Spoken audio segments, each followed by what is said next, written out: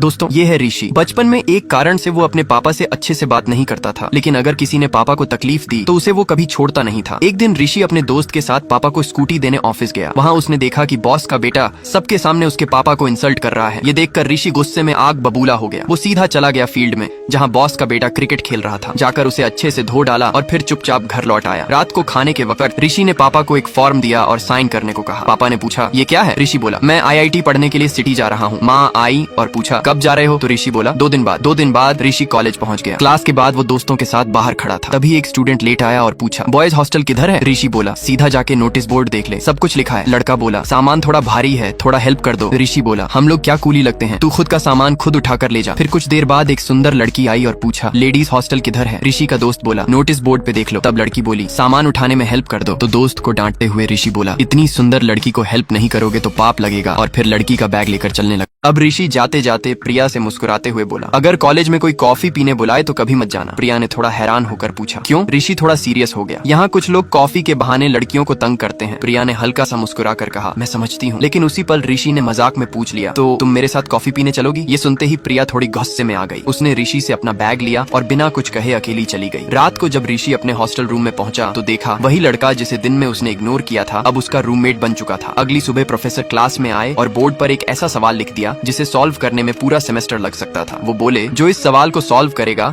उसका नाम मैगजीन में आएगा और उसे एक स्पेशल प्राइज भी मिलेगा। रात को ऋषि बेड पर जाकर लाइट बंद करने ही वाला था, तभी उसका रूममेट रावी लाइट ऑन कर देता है। रावी ने कहा मुझे ये सवाल सॉल्व करना है। ऋषि ने पूछा अभी रात के इस वक्त? रावी ने थोड़ा तिखापन दिखाया मुझे तो लगता है तुम यहाँ टाइम पास करने आए हो, मैं पढ़ने आया हूँ। ऋषि चुप रहा, लेकिन उसने पेन उठाया और बोर्ड का सवाल देखते ही सॉल्व करने लग गया। कुछ ही मिनटों में ऋषि ने वो सवाल हल कर दिया। रावी शॉक में था। ऋषि ने शांति से पेन लौटाया और बोला अब लाइट बंद कर दो। रावी ने बिना कुछ कहे लाइट बंद कर दी। अगली सुबह जब सभी स्टूडेंट्स ने बोर्ड पर सॉल्व किया हुआ आंसर देखा तो सब हैरान रह गए। तभी प्रोफेसर आए और वो भी दंग रह गए। फिर बोले इंस्टीट्यूट की हिस्ट्री में पहली बार किसी ने एक ही रात में ये प्रॉब्लम सॉल्व की है। उन्होंने पूछा किसने किया? तभी ऋषि ने रवि को सामने धकेलते हुए कहा इसी ने किया है। प्रोफेसर ने रवि की खूब तारीफ की और सारे स्टूडेंट्स ने जोरदार तालियां बजाई, लेकिन क्लास का टॉपर अजय गुस्से से आग बबूला हो गया। अब प्रोफेसर ने एक और सवाल दिया जो पहले से भी ज्यादा मुश्किल था, लेकिन अगले दिन रवि फिर से बोर्ड पर वो सवाल सॉल्व करके खड़ा था। प्रोफेसर फिर से हैरान रह गए और सारे स्टूडेंट्स ने एक बार फिर रवि के लिए तालियां बजाई। अगले दिन पूजा रवि से मिलने आई। बोली तुम तो बहुत जीनियस हो, चलो कॉफी पीने चलते हैं। रवि तुरंत बोला नहीं कभी नहीं, मेरे गांव में पहले से एक गर्लफ्रेंड है। पूजा मुस्कुराई और बोली सिर्फ फ्रेंड समझकर। रवि बोला तो फिर कल और दोस्त बनाए तो बिल तुम दोगी। जाते जाते पूजा ने ऋषि को ताना मारा रवि से कुछ सीख लो, थोड़ी मेहनत कर लो, कम से कम पास तो हो जाओगे। अब अगले दिन रवि पूजा के साथ कॉफी पीने आया, लेकिन पूजा ने कॉफी के बहाने उसे एक सवाल सॉल्व करने को कहा। रवि बहाना बनाकर वहाँ से भाग गया। अब तो सारे स्टूडेंट्स उसे जीनियस मानकर अपने डाउट्स पूछते हैं, लेकिन रवि हर बार कोई न कोई बहाना बनाकर बच निकलता है।